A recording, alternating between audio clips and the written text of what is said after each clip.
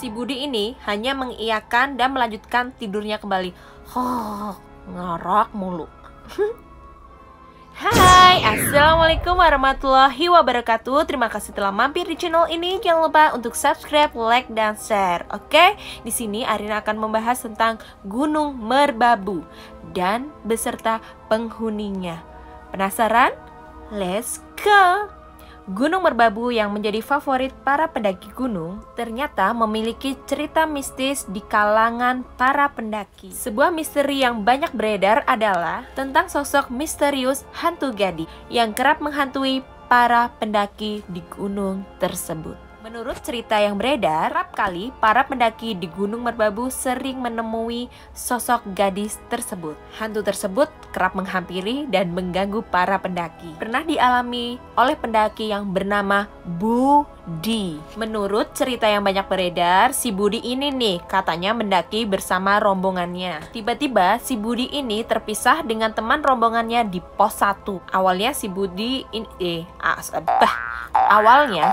ini asik sekali mengambil foto ya. Dia masih tenang, masih cekrek-cekrek sana sini mengambil foto-foto di daerah pos 1 tersebut. Hingga si Budi ini nggak menyadari bahwa temannya tuh udah jauh jalan di depan ya.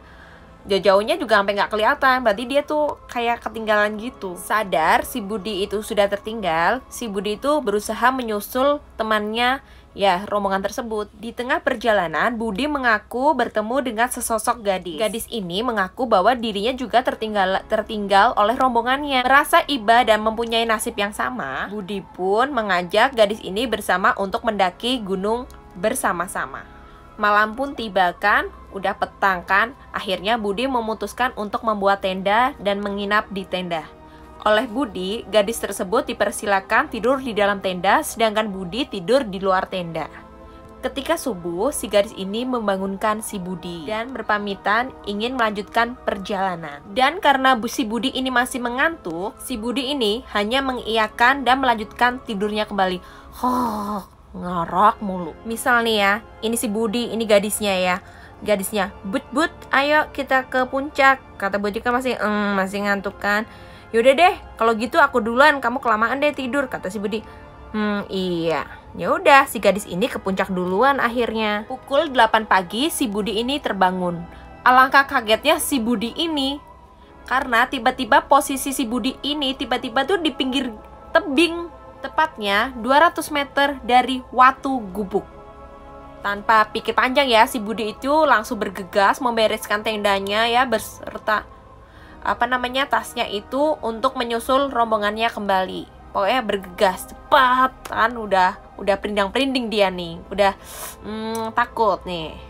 5 meter di posisi dia membereskan tenda-tenda tersebut, itu ada tas milik gadis tersebut yang tertinggal. Tanpa pikir panjang ya udahlah diambilnya. Mungkin pikiran Budi ini mungkin tas yang tertinggal tadi, tasnya si gadis tadi. Ya udahlah, aku bawa aja, siapa tahu nanti ketemu di jalan, nanti aku kasihkan. Pikir Budi seperti itu. Singkat cerita nih, si Budi udah nyampe di puncak nih ya kan, terus ketemu teman-temannya yang ngobrol lah gini loh ya, gengs. Teman-temannya tuh ditanya, ini nih aku bawa tas nih, kemarin tuh waktu aku ketinggalan sama kamu kalian, aku tuh ketemu sama gadis kan. Terus di tengah jalan tuh kan udah petang, terus dia nginep di tendaku, terus aku tidur di luar. Pas paginya dia udah berangkat duluan ke puncak. Lah terus ini tasnya ketinggalan, nih aku bawa tasnya. Terus temen-temennya cuma yang ada gadis. Dari tadi cuma rombongan kita aja yang di sini, nggak ada orang lain, apalagi gadis wanita kesini sendirian, nggak ada itu. Nah si Budi ini langsung kayak heran tapi campur juga penasaran nih. Si Budi di sini juga mungkin takut ya, siapa tahu si gadis ini kepleset ya di tebing atau gimana di jurang ya. Jadi yuk kita turun ke bawah sambil manggil-manggil gadis tersebut ya kan. Ya udah turun ya kan, mbak sampai di bawah ya nihil, nggak ada apa-apa. Terus mereka juga tanya ke penjaga yang di pos-pos, juga memang nggak ada gadis tuh yang naik ke gunung gitu loh, gengs. Ya udahlah ya, kan si Budi ya pokoknya positive thinking aja ya. Akhirnya si Budi itu ya membawa tasnya si gadis itu waktu turun gunung tersebut ya, dan bermaksud mengantarkan tas tersebut ke alamat rumah si gadis ini, karena di dalam tasnya tuh ada seperti alamat rumahnya si gadis ini. Gengs, si Budi kan udah nyampe depan rumah gadisnya. Tok tok tok tok tok tok tok tok tok. Assalamualaikum, kata si Budi kan. Ibunya buka kan reket. Iya, waalaikumsalam. Terus si Budi akhirnya berceritalah ini ya sama si ibu tersebut. Budi langsung berbicara kepada ibunya nih, karena Budi yang kebetulan buka pintunya tuh si ibunya ya, dan berbicara kepada ibunya apa maksud dia datang, karena maksud dia datang adalah untuk mengantarkan tas gadis tersebut. Budi kaget banget nih setelah ibunya itu menceritakan sebuah kejadian nih gengs. Jadi si ibunya nih cerita sama Budi, terus Budi kaget nih. Cerita apa yang diceritain sama ibunya gengs? Ayo. Ibu tersebut tuh ya nangis ya. Terima kasih ya nak Budi telah menyampaikan, telah memberikan apa ya maksudnya? Telah menjujukan, apa ya? Terima kasih nak Budi ya telah mengantarkan tas anak saya ke sini, walaupun anak saya itu tidak pulang-pulang dari tahun 2009 sambil terseduh kan. Budi juga ikut langsa di situ, gengs. Bahwa ternyata gadis itu adalah gadis yang hilang di Gunung Merbabu pada tahun 2009. Nah loh.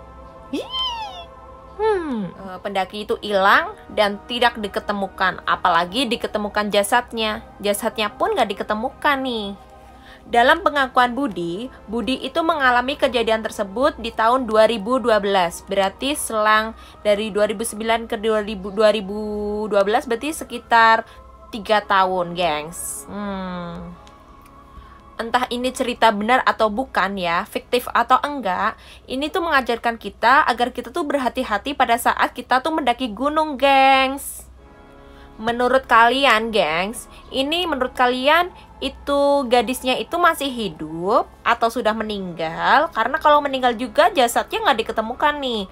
Kalau masih hidup pun kok dia tuh tasnya itu kok masih utuh gitu loh, geng. Terus juga gadisnya itu menampakkan diri gitu loh. Kan anehnya di situ ya. Logikanya selama 3 tahun itu tas itu udah kayak lusuh ya. Tapi ini tuh enggak. Anehnya tuh itu. Itu maksudnya si gadis ini mau berpesan apa? Aku juga nggak tahu.